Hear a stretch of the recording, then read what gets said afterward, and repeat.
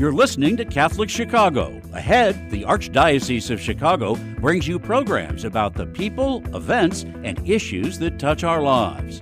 Welcome to Catholic Chicago.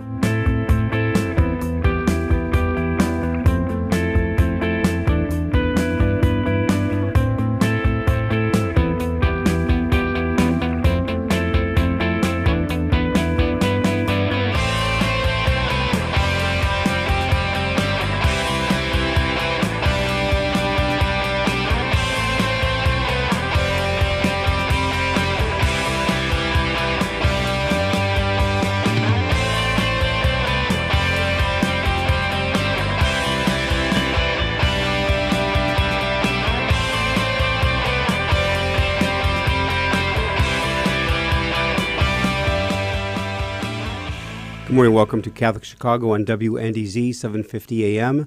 Father Greg Sakowicz, the rector of the cathedral, along with Mark TERESA, co-host and executive director. You can also get us on youtube.com/Catholic Chicago. Again, 312-255-8408. Good morning, Mark. How are you doing? Good morning, Greg. The walk over was kind of nice. The weather's not terrible, and you and I both we're avoiding the ice, saying that we're like two old men. And I said, what do you mean like two old men? We are two old men. Well, please be careful outside. Yes. Yesterday was about 42. Today's in the 20s right now, heading up to 31. But there are definitely on the sidewalk melted spots that have frozen over during the night. So please be very careful. About 3-4 years ago, I had an emergency, Mark, at the Northwestern Hospital. I was coming back about 2 in the afternoon. Mm-hmm. It was winter. Didn't see this blind spot of ice, the black ice, and I went down on my right shoulder. I was fine, but when you fall, it happens so fast. It's like, what hit you? Yeah, but you can see the people on YouTube. You're leaning to the left, so maybe something did happen with your shoulder. So I went flat. That's actually pretty funny. That's pretty good. So we got a great program lined up here on WNDZ 750 AM. For the first half hour, St. Mother Teresa of Calcutta Parish recently celebrated the Lunar New Year. So we have 3 guests coming, but one with us right now is Lily May. Lily, are you with us on the program this morning? Good morning, Lily. By the way, Tom and Sharon just joined in. Oh, they did? Oh, wonderful. Then we also have with us Sharon Wong, Thomas Howard, and Lily May, all from St. Mother Teresa of Calcutta Parish. And good morning to all of you. Good morning. Thank you for having us. Oh, sure. Now, where is St. Mother Teresa of Calcutta Parish located? Tom, you want to take that, please? Yes, our church is on 218 West Alexander, and we have 2 schools, or we actually have 1 school with 2 campuses. We're at the former St. Barbara campus on Loomis, and we're at 247 West 23rd Street, right next to our parish. So it's St. Mother Teresa of Calcutta Parish, and it's St. Teresa Chinese Catholic School. Oh, sure. Now, Tom, are you from Chicago originally? I've been in Chicago since the Bears won the Super Bowl, so I will attribute my residency to Chicago. So then you go back to January of 1986. Yeah. Yes, but I'm originally from Minnesota, and today is the first feast of St. Scholastica. So I was born and raised a Benedictine, so I'm very happy today, wow. Father Greg. That's great. Wonderful. Now, are you also a Vikings fan? I'm a Bears fan. Good. God bless you. God bless you. Well, tell us about, first of all, for our listeners, what and when was the Lunar New Year? Who can explain that for us? Sharon, you want to take that? So Lunar New Year calendar is a traditional calendar that majority of Asian will follow. And Lunar New Year calendar is the first day of the spring, they consider. And in this year, 2022, our first day of the Lunar New Year is starting from 1st of February. We celebrate usually 2 weeks. And this year, and we also have every year we have a zodiac, and this year is Year of the Tiger. Oh. Now, I saw you had wonderful advertising. It wasn't really advertising, it was covering you on Channel 7 did a beautiful beautiful segment on the celebration.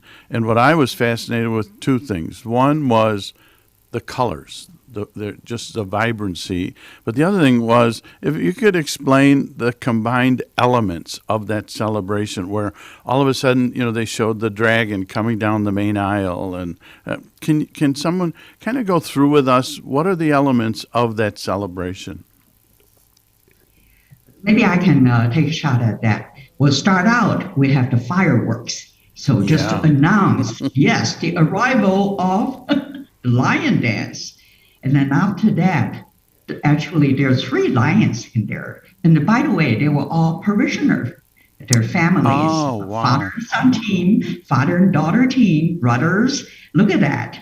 And so we're like a do-it-yourself celebration. And that is really the best part of it. Look at the fireworks Yes. on YouTube. Yes. You can see it. Yes, and then we have the traditional dance performed by the school children, and signifying, just the joyfulness of the occasion. And then on the screen, I see that you're showing the drums that's playing to accompany the lion dance, and that just really bring out, burst out the joy and coming up the aisles, and it was just great way to kick off the celebration occasion. And this happens before the Mass starts. Mm-hmm. Now, there's a tradition of, I had read 20 years of this celebration at Saint. Now it's Saint Mother Teresa of Calcutta. But you've been doing this a long time? Yes, actually, at this church, this particular site, St. Therese Chinese Catholic Church site, it has been going on for perhaps 30 years. Oh, wow. But I think in more recent past, since maybe the mid 2000, we really brought it up to the next notch. Look at the decoration within the church, just the beautiful colors and embroidery, the gorgeousness of all that. But what really makes it special is how it blends so harmoniously with the church setting, which is the Western, beautiful Italian colors. That's how this site started.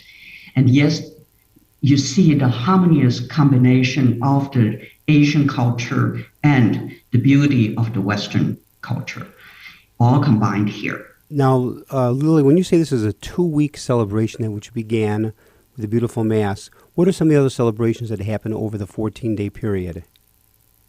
I think Sharon was referring to the 2-week traditional celebration that's usually done in other Asian countries. In Chicago, we actually do not have the luxury of celebrating 2 weeks straight. However, in family settings, we do eat special food and we get together to the extent allowed under the pandemic with friends and, just joyfully celebrating. But 2 weeks is usually observed in Asian countries, not in the United States. Now, my favorite is food. What kinds of foods are connected? You can tell. Sharon's a real foodie. Maybe you want to ask that. Give it a try, Sharon. Especially my daughter, the favorite food is roast pig. The entire roast pig that we usually order, like a mini one that we will order at home. And then, of course, we have some luxury items. Usually we don't eat every day, such as sea cucumber, dry scallop, abalone. Those are very expensive items. And some people say, how does a mushroom cost a fortune to eat? That we don't eat every day, but all of them, my favorite is roast pig. Now, let me ask a question. Tom, what is your role in the parish? I am the Director of Religious Education, and I also help with the parish and the school. So I teach in the school. In fact, I just got done doing the prayer for St. Scholastica. And Father Ken, I wanted to just segue on what Sharon and Lily shared about from a perspective of culture. So St. Therese Parish was attributed with the title, official canonical title of the Chinese apostolate by the late Cardinal Francis George. And what does that mean? So to be the Chinese apostolate is that we celebrate Chinese culture, and we also reach out in every way we can as a parish and a school community to touch the hearts and draw them into a friendship with Jesus. So this Lunar New Year celebration, some people could say, well, it's a syncretism. No, it's really the veneration of elders, which is a fundamental part of the ceremony, is really honoring the roots of what it means to respect one's elders. So it's really a beautiful ceremony, and all of the pageantry touches into the heart of who we are as the Chinese apostle. Of course, we do many other things in our school and our parish community to address our unique identity as the Chinese apostolate. This is kind of like the big banquet of our Chinese apostolate for the community. So I get the impression, Tom, that there's a real strong connection between the parish and the school, that they work very closely together. Am I right? Yes, well, the school really is an outgrowth of the Chinese apostolate. So as parishioners came together and they said, how can we work with recent immigrants? And Sharon, maybe you can touch into this too, is education is a very high value. And then in our school, 1/3 of the student population are Catholic, 2/3 aren't. So everything we do, Father Ken, is double in our faith formation. We have, for instance, one young lady who is going to be baptized, a sixth grader, and her name is Sophia, and she just has this genuine, authentic devotion. Sharon is, her sister is going to be the godmother, and her brother-in-law will be the godfather, and they're going to be doing the scrutinies with Sophia coming up in Lent. It's just so beautiful to see, Miranda take her to become an altar server. So that's really, what a wonderful way to express the Chinese apostolate, that this young lady, her parents own restaurants in Chinatown, fell in love with our pilgrimages. We take her to the shrine of Mother Cabrini this past year, and she just was sharing with people, I feel called to become a Catholic. And Father Francis and I heard that and said, is this for real? She says, yes, I already have my godparents picked out. It's Miranda and Kevin. And it's just wonderful. So it's just a wonderful way to, and Sharon, maybe you can touch into the Chinese apostolate. Oh my God. It just means so much to me as a immigrant, as the first generations, as an Asian, and one of those majority without religious background in the family at all. But I myself actually attended a Catholic school back in Macau, and that's how I planted the seed. But I was baptized here in St. Therese for my whole family in 2010 with Father Michael, and in St. Therese with Father Michael and Father John Cuff. And Father Cuff also celebrate a beautiful mass with us last Sunday. And education and church, I think, is very, very important to be connected together. And Tom did a really, really good job to actually link up all these activities together, let the student, especially their family without religious background, understand what religions, how religion is important to raise a child. And I always say that Asian family in particular really, really focus on education, academic success, but on their mental side, on their religion's development, this is also important too. And we are working hard on that. We as an apostolate, we as a educator, parents, my kids go to St. Therese too, we have a very important role in this setting. Mark, take us to break. Beautiful. WNDZ 750 AM, Catholic Chicago. Father Greg Sakowicz, Mark Teresi here, 312-255-8408, or you can go to youtube.com/Catholic Chicago. We're with Sharon Wong, Lily May, Thomas Howard from St. Mother Teresa of Calcutta Parish. When we come back, this is before COVID. I remember Father Greg couldn't be here, and I sat with 6 folks as you merged St. Barbara's and St. Therese, and we had a wonderful conversation. I'd be curious to know how that has progressed, that relationship. Maybe when we come back, we can speak a little bit about that and the impact of Mother Teresa on your mission and ministry. We'll be back in a few minutes. Please stay tuned.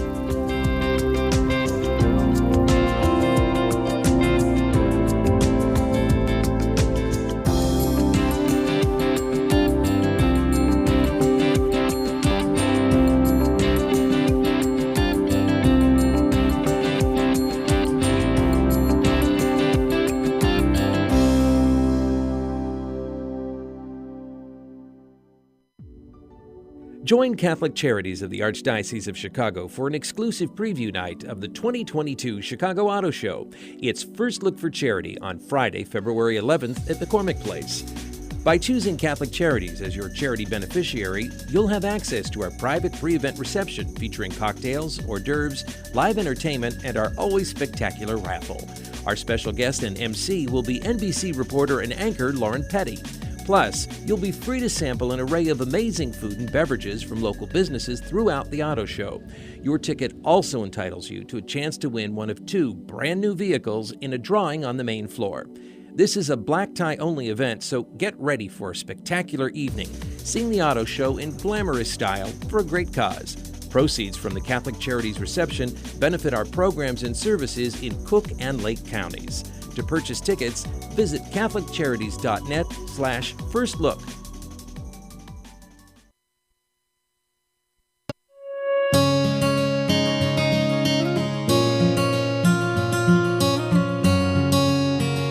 We are at the Most Blessed Trinity Parish Food Pantry in Waukegan. And here we care for people in need. There was definitely an uptick in the needs for services. We doubled our volume after COVID hit, from servicing about 250 families a week to about 500 a week. We supply bread, tortillas, vegetables, milk, cheese, butter, proteins, fish, chicken, eggs. Well, the annual Catholic Appeal has been a tremendous help to us, especially over the past year and a half. Without the annual Catholic Appeal, we might have to close our doors. Our parish is the largest one in the Archdiocese, but is very poor. We think about food and we think about nourishment, but we also nourish the soul, provide that connection to humanity. The good works here are made possible through the annual Catholic Appeal. Make your gift at annualcatholicappeal.com. At Catholic Charities, we fight hunger in Chicago throughout the year. Our 6 regional offices in Cook and Lake counties work together to offer sit-down and to-go meals to anyone in need. We deliver meals to those who are homebound, and our 8 food pantries offer 3 to 4 days of food supplies based on household size. Participants in these programs have the opportunity to learn about other Catholic charity services that strengthen individuals, families, and their communities. The challenges for those dealing with food insecurity are especially great during the winter months. To learn how you can help those who are hungry in your neighborhood, visit CatholicCharities.net or call 312-655-7525. That's 312-655-7525. Thank you for your generosity.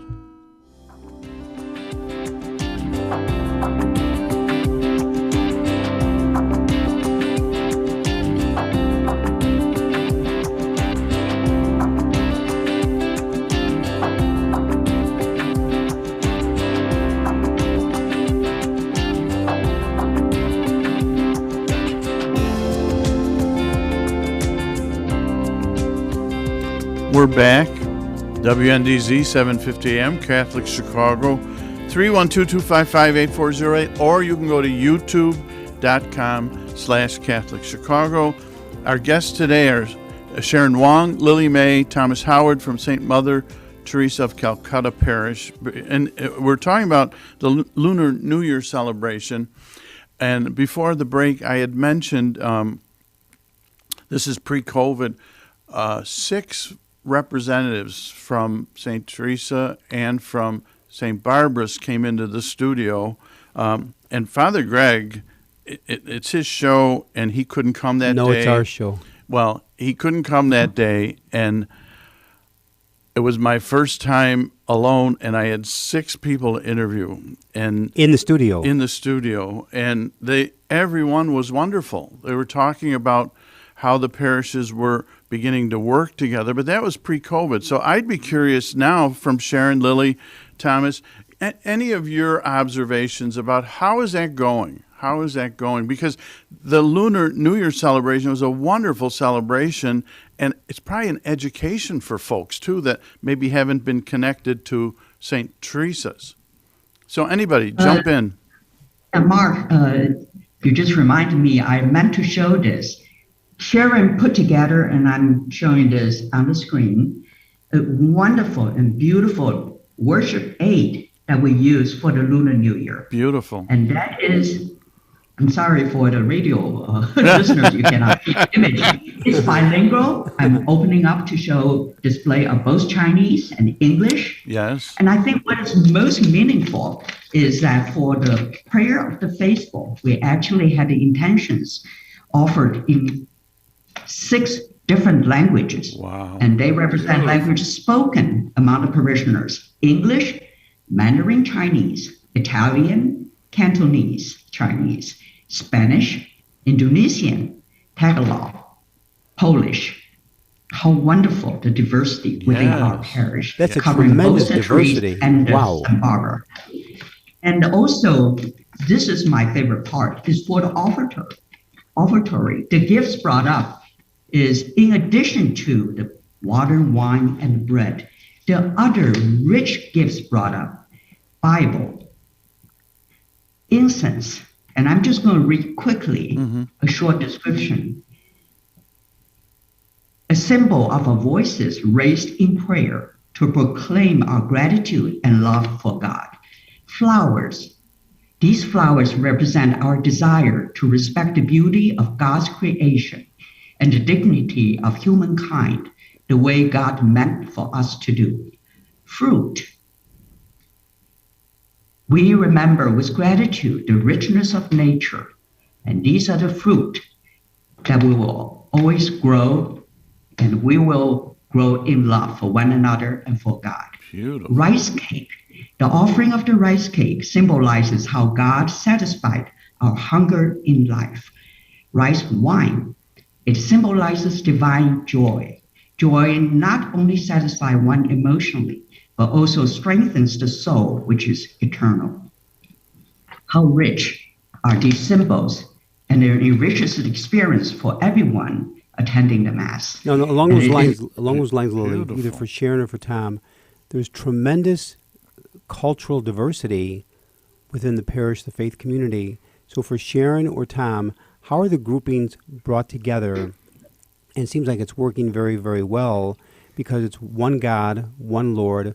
But I always tell people, you are the church, together we are the body of Christ. So Sharon or Tom, how is that working with the merging of the two parishes? I get the impression it's going very, very well. Yeah, well, thank you, Father Greg. And I think after the celebration, the day after, we had a liturgy meeting. And so we went from just this wonderful integrative experience of, like Lily shared, to the hard work of what it takes to put a parish together. So we read a prayer. Father Francis read a prayer from St. Teresa of Lisieux. So we're so blessed to have this interrelationship between St. Teresa of Calcutta, Mother Teresa of Calcutta, St. Teresa of Lisieux, and really goes back to St. Teresa of Avila. So how's it going, Father Greg? I tell you, it's a work in progress. It's the nitty gritty, and we are so blessed to have a pastor who he just, I can't say enough about Father Francis. He allows organic things to happen. So at the liturgy committee on Monday, we talked about our theme for the year, and we chose the same theme as the Synod. And after the meeting, all these emails start coming out from Barbara Hudrin and other parishioners. Here we can put this banner up. We can integrate this missionary discipleship theme. And it's hard work. It's a work in progress. We got a lot of work to do, especially in reaching out to those who don't have a relationship to the church. But we're committed to doing it. And we have a great pastor, a wonderful pastor. Yeah, you have Father Francis Lee, who's a great, great pastor. Yes. For a moment, Sharon, you said you had children in school. What grades are they in? They actually are in 7th grade and kindergarten. But I do want to chime in your questions because I love these questions. You ask, how does the grouping come? So I personally involved in the very beginning of the Renew My Church process with Tom, a principal, Debbie Oyd, as well as Father Lee. I can tell just in short, from we don't know anything, from we confused, we have no knowledge, sometimes it's understanding, going to frustration because it's a lot of the work and it's just a chaos, to now, I would say, as Lily and Tom said, is a harmony. But we do it step by step. It's very mini step. When we first merged together, we have the little activities like we have music group, as Lily remember, went to St. Barb Church from St. Therese, and we have the St. Barb also music team came to the St. Therese Mass. We have altar server in exchange together. Lily also brought up the different languages. Some is also from St. Barb, and we have blended together the harmony that now compared to then is really, really, really, really different. But it takes time. I would say other church or other parishes go running through the same thing. Give them some time and work on the little step to kind of understand and include everybody. Now, That's a great response. Thank you, Sharon. Could I ask you a question? In the tape, we saw the Missionary Sisters of Charity come to that event. What's your relationship with Mother Teresa's sisters? They assist us with catechesis. We also have prayer in the neighborhood where they witness their faith by praying the rosary in both Bridgeport and Chinatown once a week, every Monday. They are also help us with our service component where we have the young people help with the food at their food pantry. So Father Francis is the glue because he celebrates Mass with them, and then they provide services for catechesis with us in all kinds of different ways. So it's wonderful to have them. We have their official feast day is in September at our parish. So the Feast of St. Mother Teresa of Calcutta is in the Archdiocese, is celebrated at our parish. So we do that with them. Beautiful. I had a question too, Tom. They just showed the clip again on YouTube. Where'd you get that shirt?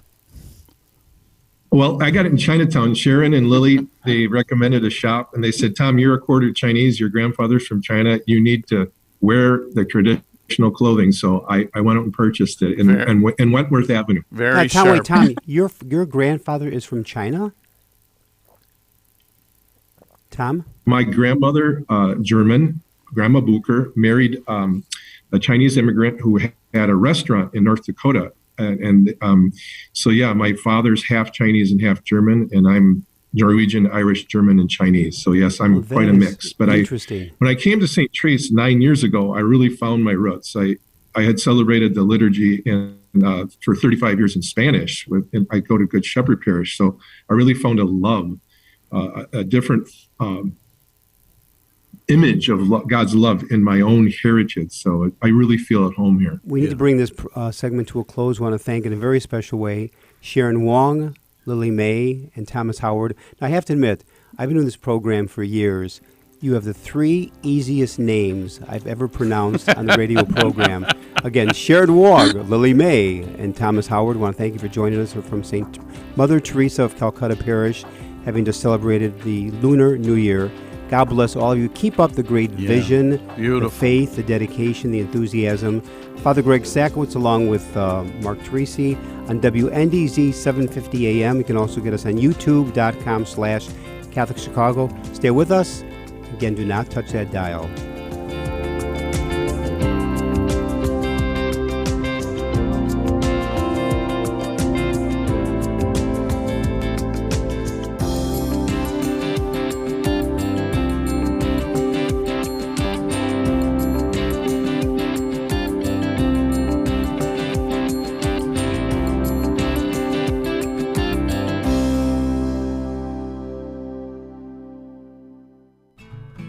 Ancestry and genealogy are more important every day. People all over the world are wanting to learn more about their family heritage for personal and for health reasons. At Catholic Charities, we are hearing from adults who lived for a brief time at St. Vincent's Orphanage, the wonderful life-affirming agency that operated out of our headquarters for 91 years, serving thousands of women, children, and families until it closed in 1972. Our post-adoption services help adults who want to learn more about their experience at St. Vincent's. Our compassionate staff members provide whatever family background information they can offer, along with support and reunion services. To learn more, call 312-655-7093. That's 312-655-7093. The spirit of St. Vincent's lives on in the inspiring stories that continue to emerge today.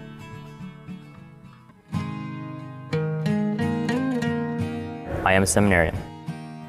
The church needs compassionate and well-trained priests to help guide each of us through life. What inspires me, what draws me always to the priesthood is continue to see priests be a beacon of hope for other people. You can play a part in the education of these young men as they prepare for a life of service to others. I want to be that beacon of hope too, and it sets my heart on fire. To support our seminarians, make your gift at archchicago.org/seminarian fund or call 312-534-7959. Throughout the COVID-19 pandemic, Catholic Charities has continued to respond to the needs of people who come to us for assistance. More than 850,000 meals and food parcels have been offered to those who are struggling with food insecurity. Over 108,000 homelessness prevention hotline calls have been answered. Over 22,000 people have received mental health services, and $2 million in financial assistance has been provided to keep people housed. If you or someone you know needs assistance, email us at gethelp@catholiccharities.net. That's gethelp@catholiccharities.net. Or call 312-655-7700. That's 312-655-7700. Before, during, and after COVID-19, Catholic Charities is here for you. The cemetery ministry is a core ministry of our Catholic faith tied to the corporal works of mercy. It's comforting to know that our Catholic cemeteries are caring for the remains of our loved ones awaiting the resurrection. There are 44 Archdiocese of Chicago Catholic cemeteries willing to help you in your time of loss. Call 708-449-6100 or visit CatholicCemeteriesChicago.org. Catholic Cemeteries, serving the Catholic community since 1837. You're listening to Catholic Chicago. Ahead, the Archdiocese of Chicago brings you programs about the people, events, and issues that touch our lives. Thanks for letting us be part of your morning. Now again, Catholic Chicago.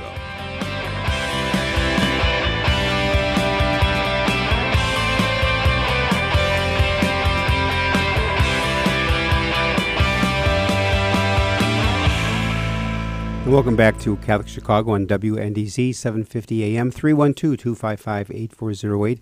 Catch us also on youtube.com/Catholic Chicago. Father Greg Sakowicz, the rector of the cathedral, along with Mark Teresi, executive director. Mark, that was a great first half we had. Yeah, what a wonderful tribute to all of the folks at St. Teresa, St. Barbara, emerging to that Mother Teresa of Calcutta Parish. They're working together a step at a time, she said. And really had that one segment when Sharon beautifully summarized when they were coming together. You go from confusion to frustration, even some anger, to joy, to harmony.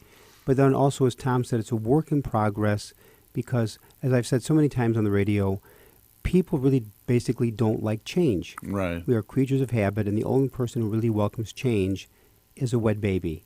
It's funny, but it's true, with the Spirit of God and God working with us to trust and great things happen. We have a tremendous second half program lined up. The Most Blessed Trinity Parish Food Pantry in Waukegan was recently able to purchase a new van. Our guest at this point is Marvin Sabito. We're waiting for Father Tim O'Malley, if he can join us at some point. So Marvin, good morning. Welcome to the program again. Yes, good morning. Good morning. It's good to be on the air. Thank you so much. Now, Marvin, you were a guest about how long ago, along with Father Tim? Gosh. Was that about a year ago? I have COVID brain, so I guess probably about 3 or 4 months ago, but time tends to run together after a while. Okay, I remember it was during COVID, which has been going on for 2 years now, and you and Father Tim did a beautiful job. So maybe for our listeners, where is Most Blessed? It's in Waukegan, but now that has been, is that a combined parish from some years ago? Yes, Most Blessed Trinity Parish is what I call the initial Renew My Church parish, way before they had Renew My Church. At one point, we have 6 campuses up here, 5 in Waukegan, one in North Chicago. We encompass the areas of Eastern Gurnee, most of Waukegan, Park City, and the North Chicago area. Marvin, could you, because I remember you have a fascinating background, give people a little bit of background of your work background, but then how you ended up at the Most Blessed Trinity Parish. Okay, thanks. Yeah, God puts us on unique paths, each of us. I spent 30 years in corporate America, moved 19 times around the U.S. and the world. I worked for Granger. I worked for Morton Salt. I ran a chain of cooking schools. And then my local parish, I live in Highland Park. I was chair of the finance committee and helped in all sorts of areas. And then my wife got sick and it was time to stay a little bit closer to home. And so I approached my local pastor. They had an opening for a parish business manager. And I was there about 6 months. And then someone I knew at the Arts said, why don't you come up to the Most Blessed Trinity Parish? We got this wonderful pastor up here, Father Tim, doing all sorts of wonderful things. Come work with him. And so little did I know this, the tale they sold me, right? And so, but it's a 3-year wonderful journey.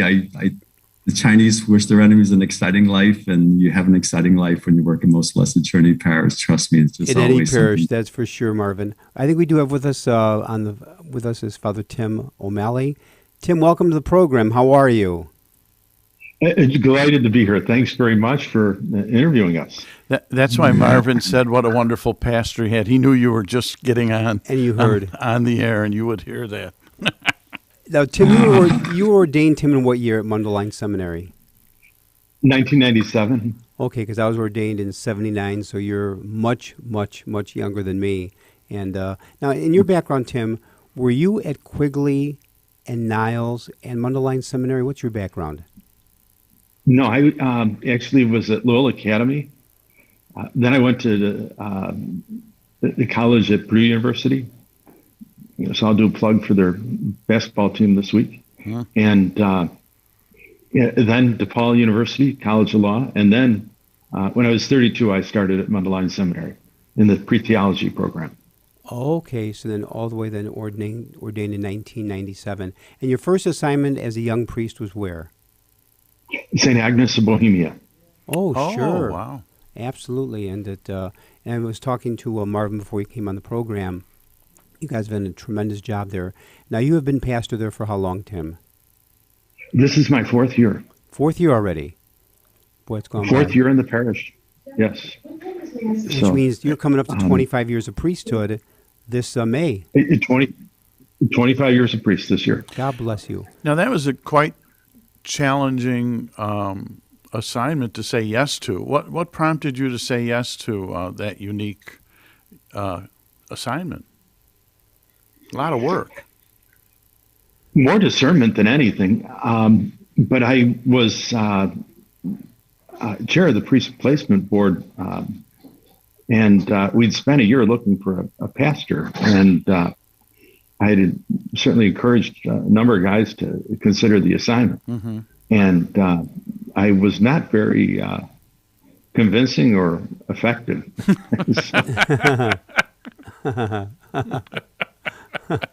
What years you were on the placement board, Tim? I was, that was my 4th year on the placement board. So that was, I think 2015 through 2018, 4-year. Well, now maybe either Tim or Marvin, tell us about the tremendous food pantry you have going up there in the parish. Well, we've got both our food pantry and soup kitchen have been operating for 36 years.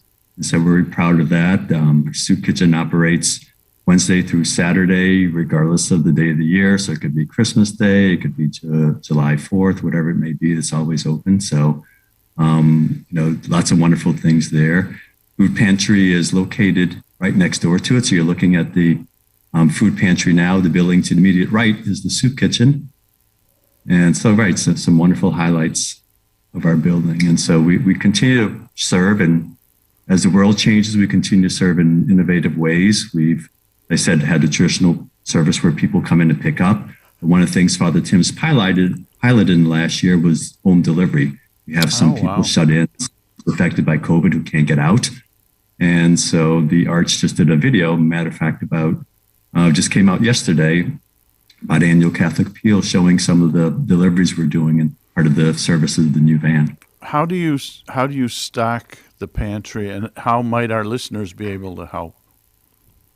We stock this pantry in several ways. Number one is we partner with Northern Illinois Food Bank, and so we're able to get food there at a reduced price as compared to other things. We buy a lot of food through Sam's Club, other providers. We also get food donations from partners like Sunset Foods and Heinen's and Trader Joe's and Jewel and some other wonderful partners from there. So we have a Give Central site. So if you're ever interested in donating, we're more than welcome any donation you might have. You just go to our parish, Most Blessed Trinity Parish, and you'll see a Give Central site for the food pantry, the soup kitchen, or the parish as a whole. Now, for those that are watching on YouTube, you have a tremendous food pantry.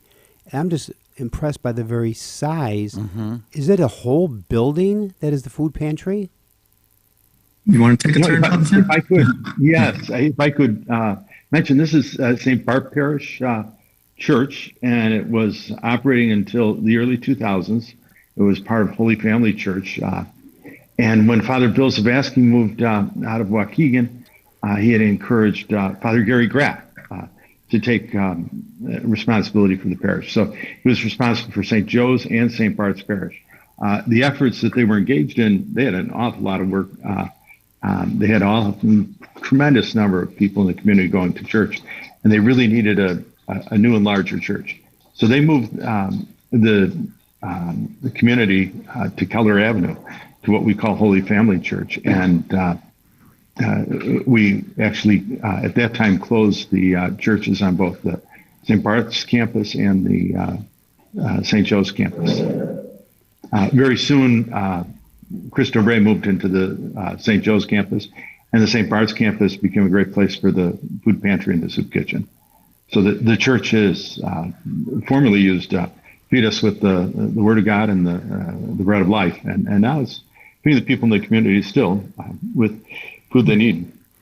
Could you both speak to, I went on the website, very impressive in terms of the work. The mission right on top of the website is serving the people of God with a preference option, with a preferential option for the poor. Could you both speak to that? How does that impact your lives on a day-to-day basis? I think the biggest thing it does, it makes you realize what we do. And I try to instill that with all of our team members, from the people in the front office that pick up the phones, to walk-ins, to the people who do accounting for us, to all the other functions. We all have that same mission to take care of each other. So we all play different roles. We all play vital roles. I think we try to continue to do you things. I mentioned that Father Tim has started piloting the home delivery. We also we did a new pilot on 1st of February, where we partnered with Northern Illinois Food Bank for a mobile pantry. So we just imagined 2 semis of food pop up. We served 630 cars. It's contactless, where you just pull up your car. They drop 4 boxes of food and you're on your way. So we served 630 people in less than 2 hours. We actually ran out of food. So it was so successful that we're starting it again in 1st of March, and we're going to be doing it the 3rd of May. And so it's one of those things Father Tim and I were laughing about. We're saying, oh no, what happens if February 1st comes and not a single soul shows up? Mm-hmm. Well, careful again what you wish for, because this started at 3 o'clock in the afternoon. By 1:30, both sides of Keller Avenue were backed up to Kingdom cars with cars coming in the parking lot. So it's those type of we just continue to try to say, how can we serve? Now, before Tim gives his response to Mark's question, Mark, take us to break. Okay, WNDZ, 750 AM, Catholic Chicago, 312-255-8408, or you can go to youtube.com/Catholic Chicago. We'll be back in a few minutes. Please stay tuned.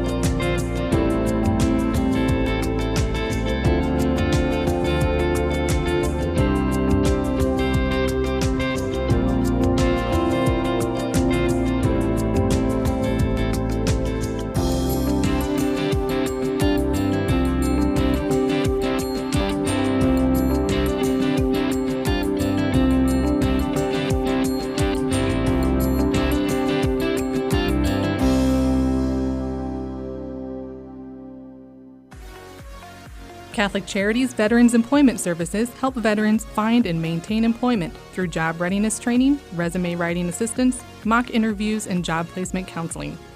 We work with a wide array of employers and community partners to help veterans reach their career goals.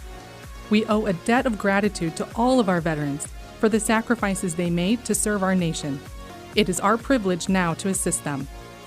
To learn more about Catholic Charities Veterans Employment Program in Cook County, call 773-808-2954. In Lake County, call 847-782-4219. You can also learn more at CatholicCharities.net. To all United States veterans, thank you for your service.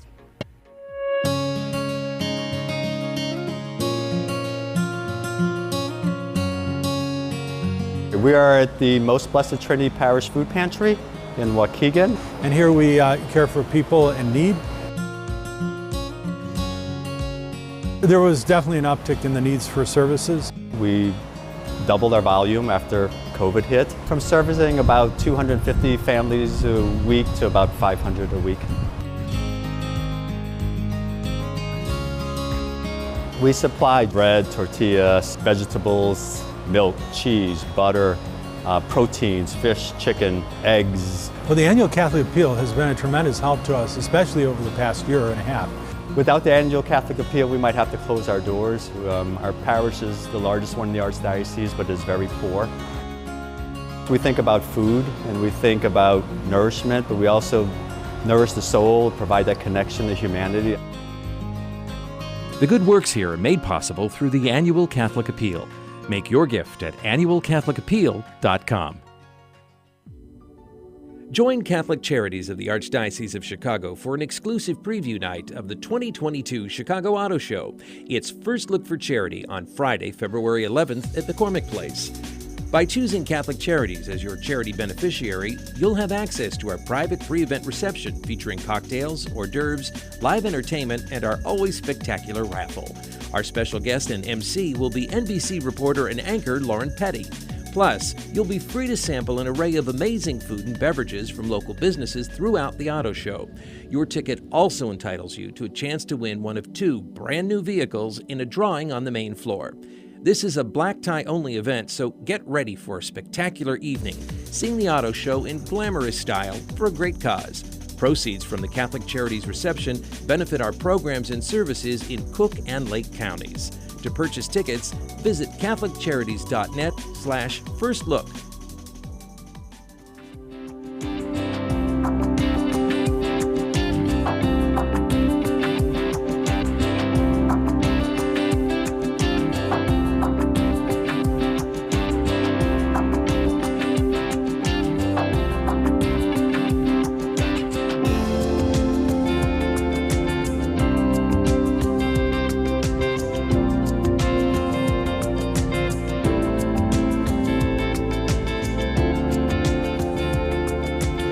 We're back, WNDZ, 750 AM on your dial, Catholic Chicago, 312-255-8408, or you can go to youtube.com/Catholic Chicago.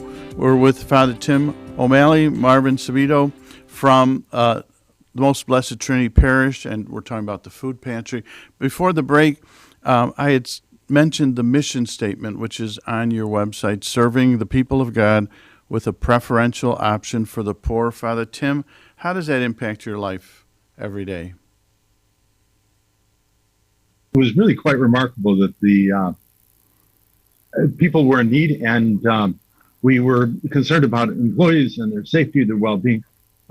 So the priests joined the maintenance workers who were in charge of caring for the facilities, and we were the ones who were passing out the food. And until we had a month or so sorting out who could be there and who couldn't.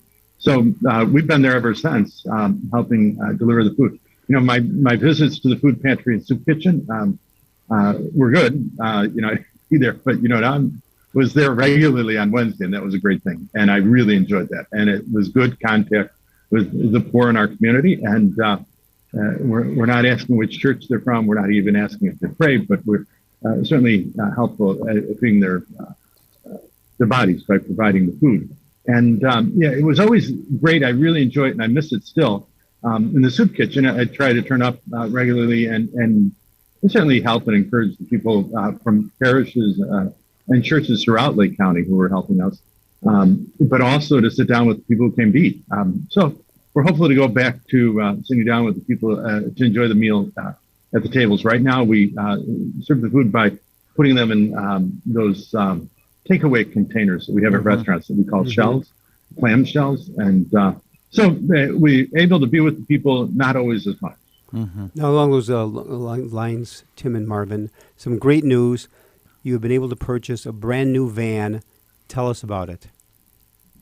Well, I think brand new van's a relative term. It's a newer van. Our old van was a 1997 van. It was a minivan. It was held together by duct tape and super glue, and so the thing always broke down. It sounds like Mark's car. It's true. Not too different than my car either.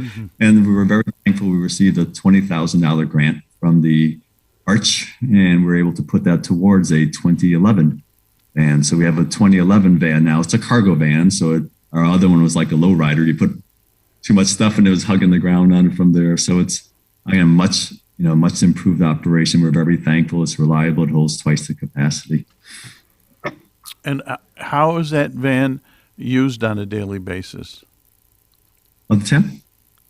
We also actually are given help by local parishes and local grocery stores. When food is close to date, they'll provide it to us.